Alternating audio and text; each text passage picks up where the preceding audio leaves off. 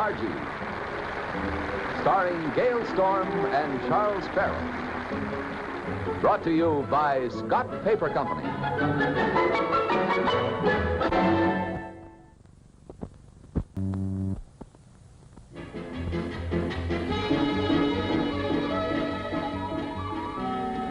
Now, Dad, you've just got to tell me. Nope, I can't tell you now, honey, but I'll give you a little hint. It's something we've both thought about for a long time. I've got it. You finally popped the question to Roberta and you're going to be married. Oh, that's wonderful, Dad. Now, Margie, stop jumping to conclusions. I am not answering any more questions. You'll just have to wait until I spring the big surprise. Vernon Albright, you're a cruel man. Anyone who'd arouse a woman's curiosity like this would lock her in a room with 50 hats and no mirror. Cheer up. You won't have to suffer very long. Bye.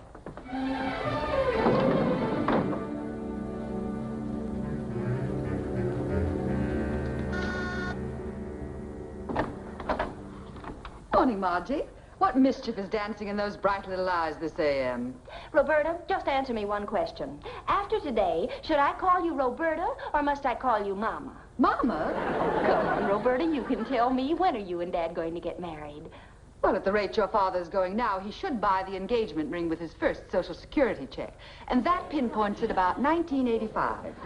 You mean Dad hasn't said anything about getting married? Oh, he's mentioned it in passing, only I haven't been able to intercept any of the passes. What? Well, he said something was going to change our whole way of living, and I thought he meant marrying you. Roberta, I just had a sickening thought. How sickening was it? The most. There's only one reason for Dad acting like this. I've seen the symptoms before. He's involved with some other woman.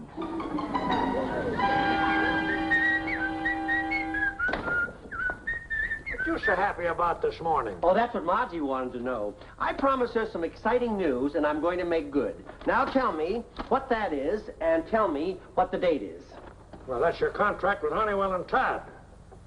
The date's the 18th. What's so exciting about that? Number one, my contract with you expires in exactly 1 week.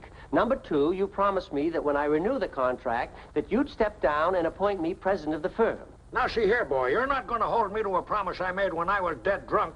Nonsense. You never took more than 2 drinks in any one day in your life, and you know it. I must have been under the influence of something to make a wild promise like that. Now, don't try to weasel out of it, or I'll accept that partnership from Conway and Staub. They want me, even if you don't. And I can take a lot of business along with me. Now, don't get excited, boy. Of course I'm going to keep my word. You mean you'll step down and appoint me president of the firm? Let's say I give you a sporting chance to win my job in fair man-to-man competition. I have here the papers relevant to the Mendoza account. You're familiar with it, of course. I ought to be. I handled several deals for the late Senor Mendoza when he had the consulate here in New York. Why, what's that got to do with it? Mendoza's widow arrives tomorrow from South America to discuss a contract. You fancy yourself as a ladies' man, so the dice are already loaded in your favor. Oh, I get it. You mean that you and I are going to compete for the widow Mendoza's account. Is that it? Exactly. If you sign her, you become president. But if you fail and I sign her, then you agree to another 5-year contract as vice president at the same salary. Unless you're afraid to gamble your future on your own ability. Are you kidding? I've never even met Mendoza's widow. But you haven't got a chance if you play fair. Play fair? You say that to the man they call Honest George Honeywell? Just be sure and stay that way, and I'll mambo home with the Mendoza deal. And that reminds me. Where are you going? To a dance studio and take a refresher course in the mambo, the samba, and the tango. The president of a successful firm leaves nothing to chance. Oh. And that reminds me. Promise me that you won't breathe a word of this to Margie. Don't be silly, boy. The last thing I'd ever mention to Margie is a client. Good. Because if Margie knew the presidency of dear old Honeywell and Todd was riding on this deal, she'd try to help me, and that would be fatal. Well, so long, ex-prez. Betty? Yes? Get me Margie Albright on the phone.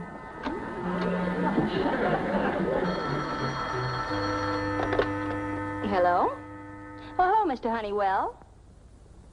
Well, of course, I always have time to talk about Dad. Is anything wrong?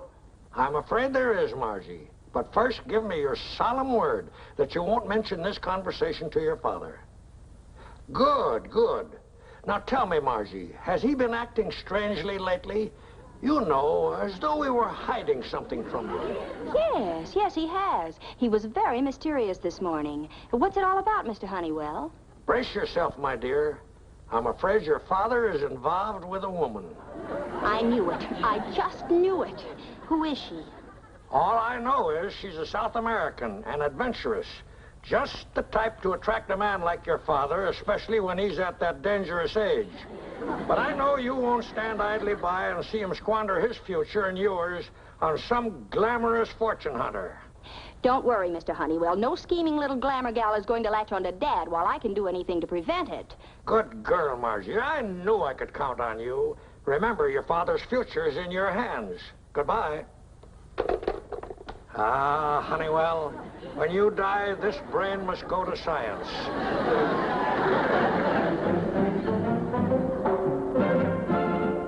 I'm sorry, Mr. Albright. Our classes are booked weeks ahead.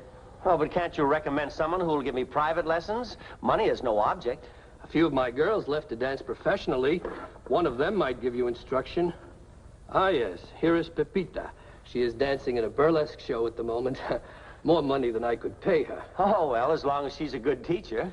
Pepita is one of the best. I'll have her call you right away, Mr. Albright. Oh, good. You better tell her that we'll have to have the lessons at her place. I wish to keep this confidential. Muy bien, Senor Albright. Now, Margie, you're not going to drag me into this. If your father and some Latin glamour puss are making beautiful chili together, that's your problem, not mine. But it is your problem, Roberta. You're fond of Dad, aren't you? Yes, in a distant sort of a way. The distance was his idea, of course. You know he really wants to marry you when he's in his right mind. Maybe it's the other way around. It's just that Dad's at that dangerous age. You're not going to let some cheap little adventuress get him away from you, are you? You can be just as glamorous as she can. Glamorous? Little old me? Certainly. You've got what it takes. Yeah, but I've had it so long. Stop underselling yourself. Real beauty is mature beauty. Age gives a richness, a depth, a quality. You make me feel like an old Stradivarius. Well, all I'm trying to tell you is that right here is all the glamour Dad could ever want, if you'll just help him to see it. Well, if Pops is up for grabs, I might just as well give it a go. What do you want me to do that it's not 10 years too late for? I want you to break out your yummiest evening gown. And tonight, when Dad comes home from the office, he'll find soft lights, soft music, and you. That I can guarantee. Well, Margie Albright of the Cotton Arms, New York City, you asked for it.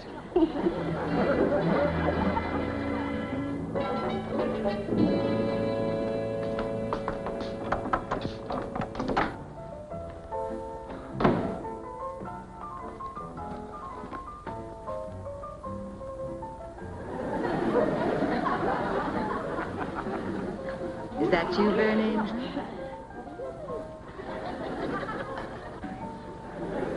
I hope you didn't have a hard day at the office, because this is going to be quite an evening. Roberta, what are you doing here? I mean, what's the idea? Why, darling, I thought you might have some of your own.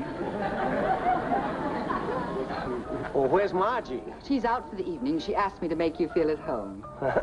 Home was never like this. Sweet of you to notice. Champagne, darling?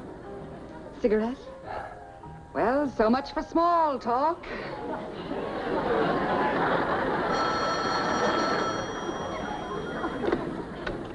Whoever it is, I hate you. It's a woman for you, you cad. Hello? Senor Albright, this is Pepita. Senor Hernando said you wanted me to give you mambo lessons privately. Oh, yes, that's right. When can I see you? I have a couple of hours between shows. Could you pick me up at the Gaiety Theater? Swell. Oh, and we'll have to find someplace for you to take your lessons. My place is too small. Oh, I'll make all the arrangements. I'll be right over. Well, Roberta, this has been wonderful. We must do it again sometime. Well, goodbye now.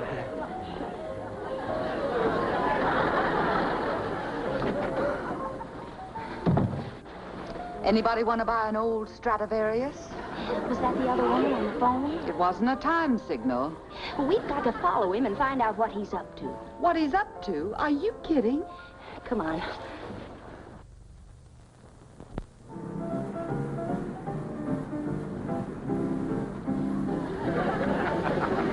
Pepita, the Latin bombshell. I hope she falls off the runway and breaks her neck. Shh, here they come.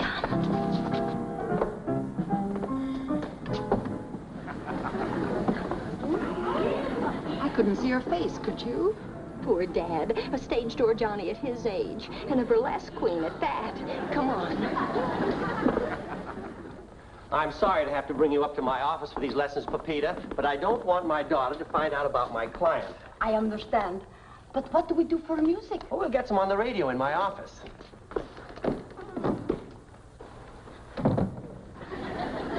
Get it. Bring her here to his office. She probably wants a look at his checkbook before she makes the kill. Poor Dad. Hey, maybe we can see what's going on from the fire escape. Come on.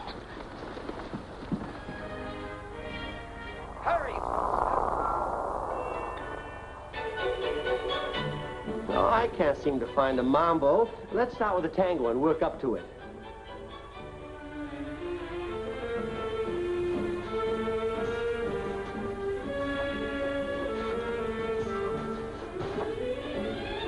Turn off the radio. We'll do it by the numbers first, the way they do at Hernando's. All right. I'll lead. Follow me. 1 and 2 and 3 and 4 and...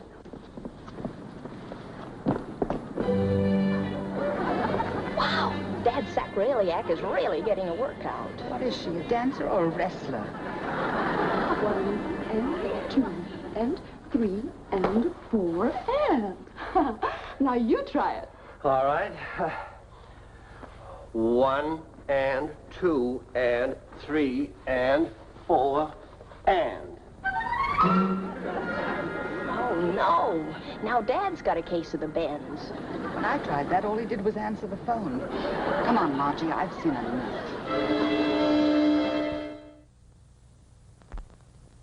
Da, da, da, da, da, da, da. So that's the mambo, eh? Sounds like the love call of a sick moose. We finished up with it last night after I mastered the samba and the tango. That Pepita's a swell teacher. The vice president of Honeywell and Todd taking lessons from a burlesque queen. Brother, now I've seen everything. Not quite everything. There's that deal I'm going to sign up with Mrs. Mendoza to look at yet, and my name on your office door. You haven't signed her yet, my boy. She's due in town today, and I will. So get ready to go into mothballs. Now, I've got to go to the bank, and I'll be back in a couple of hours.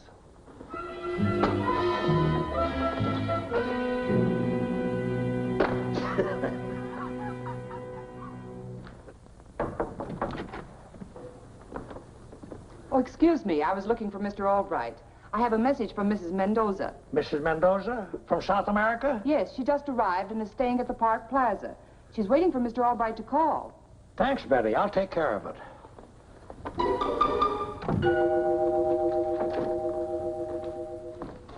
And so we followed them to the office and spied on them from the fire escape, and oh, it was awful. It's hard to believe your poor father has fallen into the clutches of such a woman. What does she look like? But we never did get a good look at her. Good. Good thing I have a plan to save your father from this adventuress. You have, Mr. Honeywell? Yes, my dear, I have. This burlesque creature's real name is Mendoza. She's a widow, or says she is, probably just a cover-up.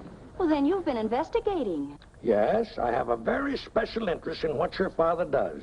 This Mendoza woman is stopping at the Park Plaza Hotel. You know, putting on a big front just for your poor father. The shameless creature. She'll probably try to stick Dad with a hotel bill.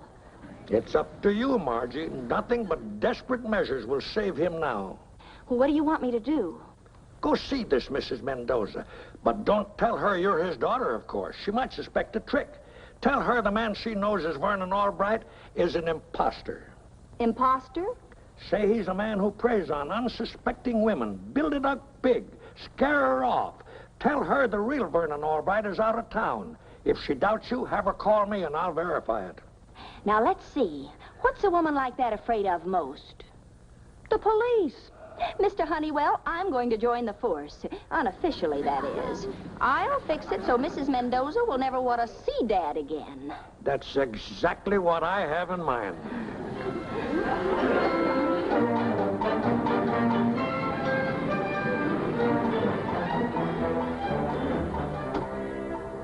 Mendoza, I'm Sergeant Dooley of the Bunco Squad. Come in.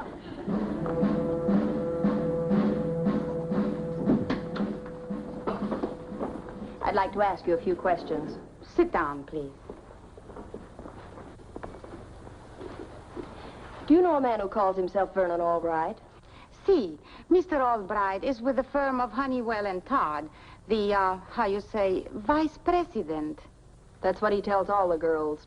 Well, looks like Fancy Dan's got another victim, eh, Bubbles? Yeah, wouldn't it steam you? Looks like there ain't a stripper in the biz that's safe from that phony. You mean, Senor Albright? He is not Senor Albright. The real Vernon Albright is out of town. I checked, and I traced this imposter down to you, ma'am. That's the truth, ma'am. He's trying to fleece you, ma'am, just like he did Bubbles, the blonde blockbuster in Frisco. This man, he stole money from you? Stole my money like he stole my kisses. Whammo! Tell her your sad story, Bubbles. Oh, very well, Sergeant. Maybe I can save this poor sister from taking a beating like I did. Well, it all started the night the fleet came into San Fran. The house was packed with sailors.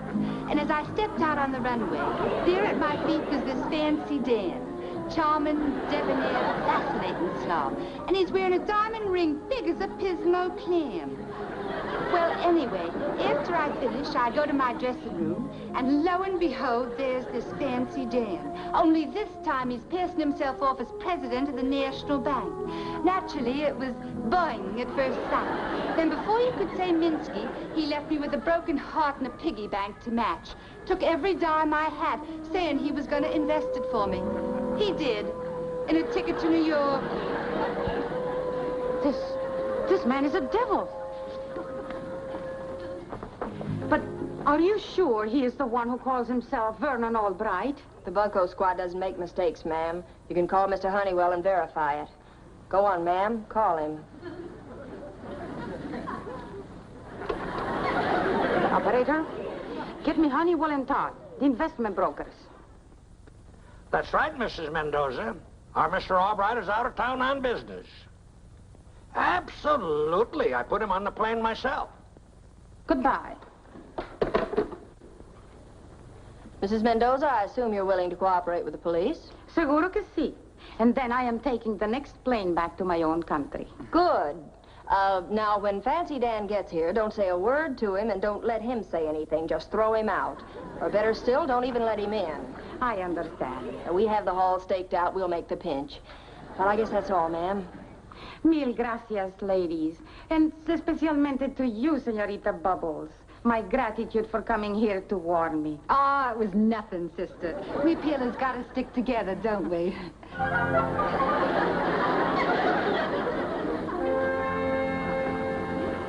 Betty said you have a message for me, Mr. Honeywell. Have you decided to resign the presidency and exit gracefully? I guess I might as well at that. The message was from Mrs. Mendoza. She's at the Park Plaza Hotel waiting for you. Oh, really? Are you sure that you don't want to make your pitch first? No, I'm a man of my word, all right. You go ahead. And I wish you all kinds of luck. And I do mean all kinds. Well, I'll see you in an hour with that Mendoza contract. You don't have to move out of this office right away. You can take the weekend. Da da da da da da da da da da da da. Da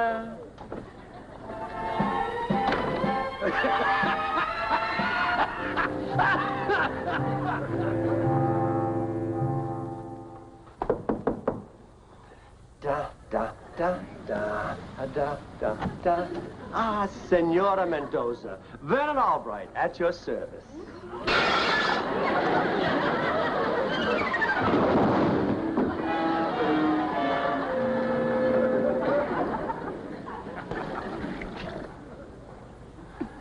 Oh, that's the whole story, Margie. I don't understand it.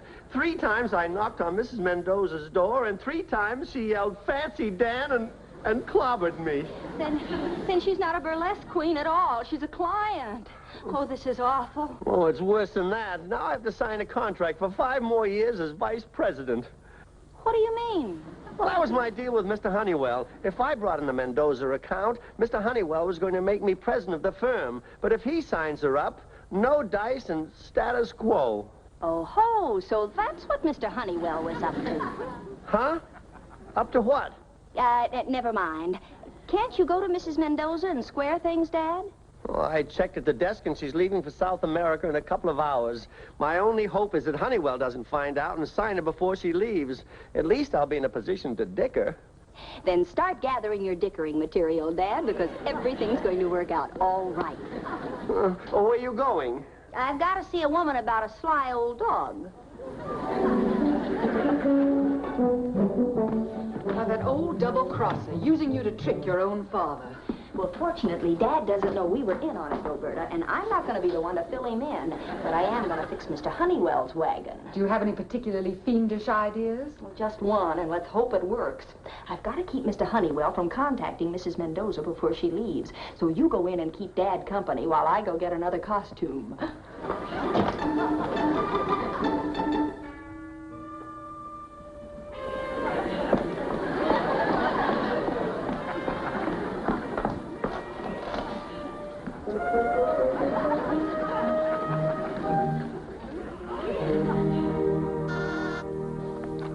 Yes, Betty? Mrs. Mendoza is here to see you, Mr. Honeywell. Ask the charming lady to come in, please.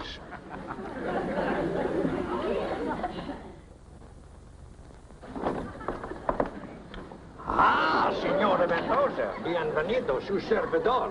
Si, I think. Come sit down. It's a pleasure to meet you at long last. I've heard so much about you. Me? I hear mucho plenty about you, too. I gathered from your phone call you had an unfortunate experience with some cook passing himself off as Vernon Albright. Shocking. Why, Mr. Albright is my right hand. It is good thing your right hand does not know what your left hand is doing. Eh, senor? I'm certainly glad I caught you at the airport, Mrs. Mendoza. This could have been a most unpleasant situation for everyone concerned. I must confess, I do not understand what has occurred today, senor. Well, this is a little personal matter between Mr. Honeywell and myself. That's why I wanted you to come here and confront him. He'll have to admit that I'm the real Vern Albright. Then you can sign this contract with me. Why don't you sign it now and read it at your leisure, Senora? I'm anxious to see your little signature on that bottom line. My signature you are welcome to, amigo. You want me to make the X in Spanish or in English? Oh, you're a jolly one, Senora. Just decorate that dotted line with your distinguished little hand. There you are, I think. Now, if you'll excuse me for a moment, I want to put this on Mr. Albright's desk so we'll see it the minute he comes in his office.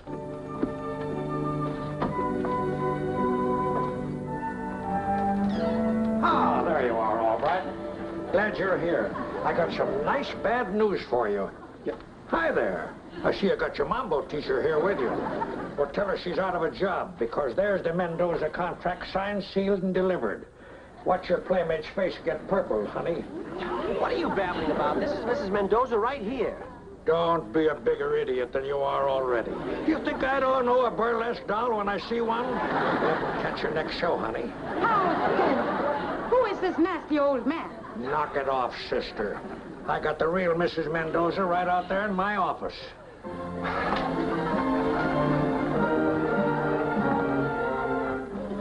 Who are you? Come on, speak up. Just a minute. Who are you? I am a dead pigeon, I think. Margie! Sergeant Dooley of the Bunko Squad. Sergeant nothing. That's Albright's daughter. His daughter? Then all of you try to play tricks on me. You're all crazy Americanos. Take your contract. I am going back to South America. Now see what you've done. Me? You're the one that told her I was out of town. It's all your fault. Now, just a moment, gentlemen. Let's call it a standoff. Anyone for president of Honeywell and Todd?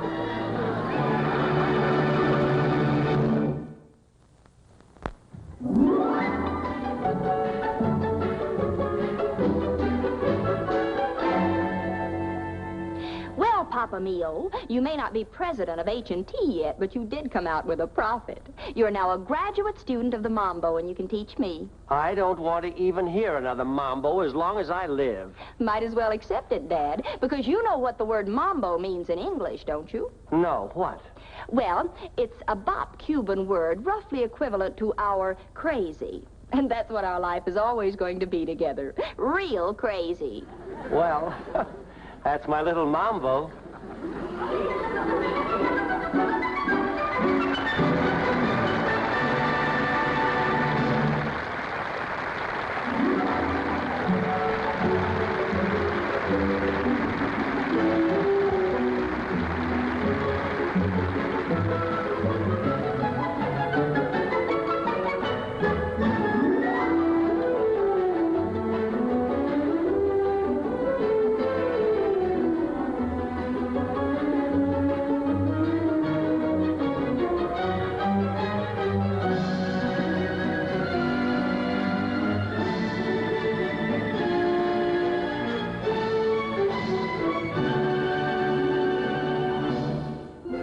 Next week, same time, same station, Scott Paper Company again will present My Little Margie, starring Gale Storm and Charles Farrell.